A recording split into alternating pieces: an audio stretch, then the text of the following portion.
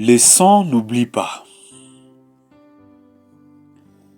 Les sangs est un héritage familial qui n'a pas de testament. Les sangs est un langage tribal qui dicte les comportements. Les sangs portent une signature marquée avec l'encre ancestrale. Ton sang n'a pas le même âge que toi, mais ton sang est plus vieux que toi. Le sang représente la vie de tout être vivant. Car ôter la vie autrement on dit, verser son sang.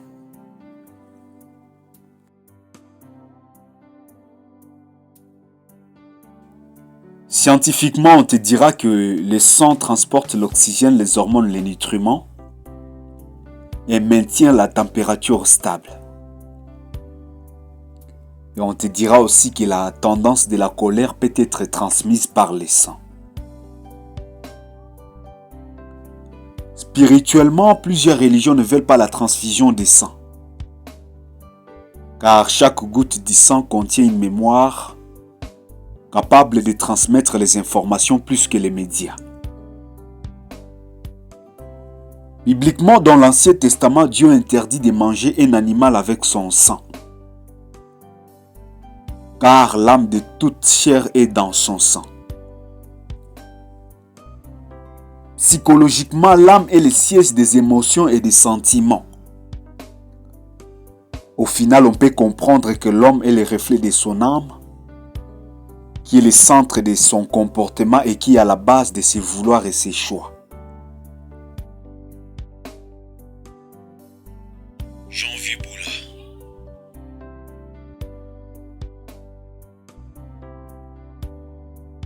Ton sang n'a pas de langue, mais il a un langage. Tu veux le savoir? Regarde bien dans ta famille, il y a quelque chose qui se répète régulièrement. Et dans chaque clan, il y a un représentant. C'est lui qui signe des décrets, des lois et prend des engagements. Et à chaque moment, cela est fait avec votre sang. Dans les domaines des contrats, il n'y a pas d'innocent, non. Tout le monde est coupable. Il suffit simplement d'avoir les mêmes sangs. C'est choquant, mais dans tes veines se cachent des pactes qui sont à la base de certaines conséquences jusqu'à présent.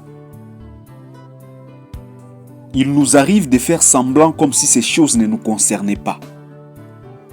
Mais tu ne peux pas comprendre comment ton visage ressemble à celui de ton grand-parent alors qu'il est mort il y a longtemps. C'est simplement parce que la transmission des informations qui circulent dans votre sang familial continue à faire son travail. Dis-moi comment les fils de l'ivrogne aiment toujours la bouteille et pourquoi l'enfant du violent devient toujours pareil. Parfois les choses que tu détestes, c'est ce que tu fais. Ton cœur saigne, ton corps faible, ton âme pleure, douleur, migraine, mauvais rêve. Tu essaies de te battre, mais les mêmes choses reviennent comme si tu étais attaché avec les chaînes. Ce qui veut dire que le sang est le fil invisible qui te lie avec tes ancêtres. Il contient des bénédictions, mais aussi des malédictions héréditaires. Dans ton sang, il y a les traits, les caractères, les comportements et les souvenirs spirituels.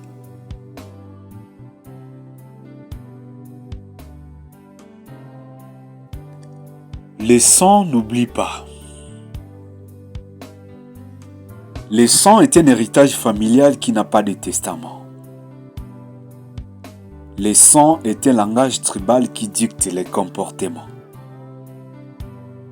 Les sangs portent une signature marquée avec l'encre ancestrale. Ton sang n'a pas le même âge que toi, mais ton sang est plus vieux que toi. Mais dans tout ça, il y a quand même une bonne nouvelle. Tu peux refuser spirituellement tout héritage de mal par la repentance, la confession de foi et la prière. Ils l'ont vaincu à cause du sang de l'agneau. Apocalypse chapitre 12 verset 11. Jésus-Christ est Seigneur.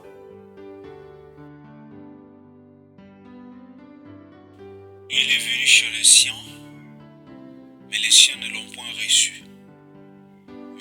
qui l'ont reçu, à ceux qui croient en son nom. Il a donné le pouvoir de devenir enfants de Dieu, lesquels sont nés non du sang, ni de la volonté de la chair, ni de la volonté de l'homme, mais de Dieu.